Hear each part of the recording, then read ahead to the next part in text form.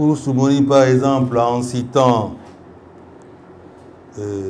Maurice Arance Oglele, il dit pendant 20 ans, Adamlozan refusa de faire des sacrifices à la mémoire de son père, commettant ainsi la plus grande forfaiture du royaume. De son côté, Félix Iroko précise qu'un jour, donc, la mère de Gakwe, futur Gezo, avait demandé une audience qu'il lui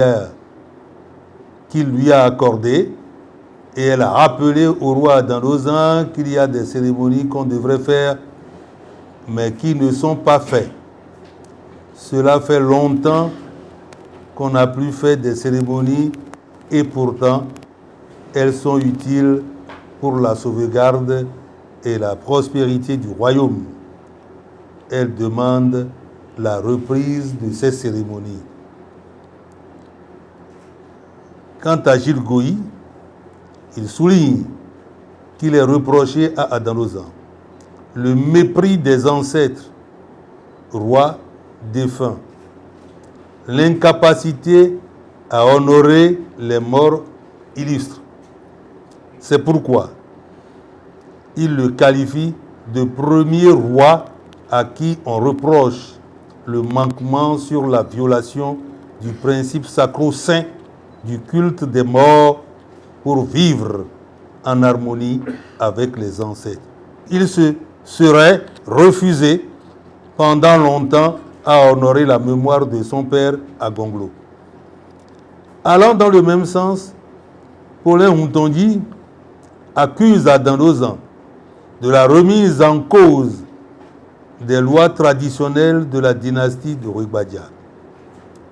D'autres faits divers s'ajoutent au non-respect des traditions pour noircir davantage l'image d'Adamlozan. En effet, selon Huntondi Paulin, on raconte que de temps en temps, il faisait livrer vivant un malheureux à des hyènes affamées qu'il faisait élever dans un réduit du palais, et qu'il se régalait au spectacle de cette agonie.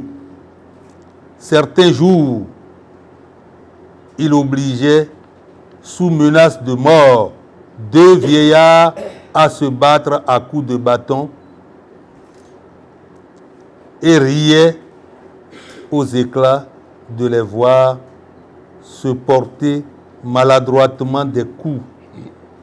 Il aurait fait immaculer des individus qui lui paraissaient trop féminisés. Tous ces faits, les uns plus graves que les autres, diffusés par les détracteurs du roi Adamlozan, visent en réalité un seul objectif.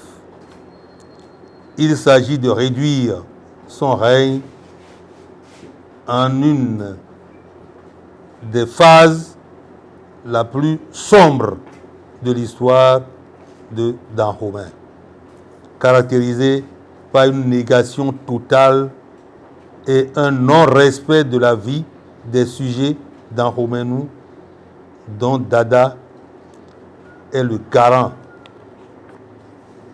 Tout est mis en œuvre pour justifier le vide que l'on tient à faire dans le milieu princier au sujet de son règne. Pourtant, pour la vie d'un royaume comme le Dahomey, 21 ans de règne ne peuvent se résumer en quelques actes ignominieux ou de sauvages. Toutefois, à partir des résultats des travaux de terrain que nous avons menés dans les années 80, une relecture de certains événements évoqués plus haut est devenue indispensable et possible.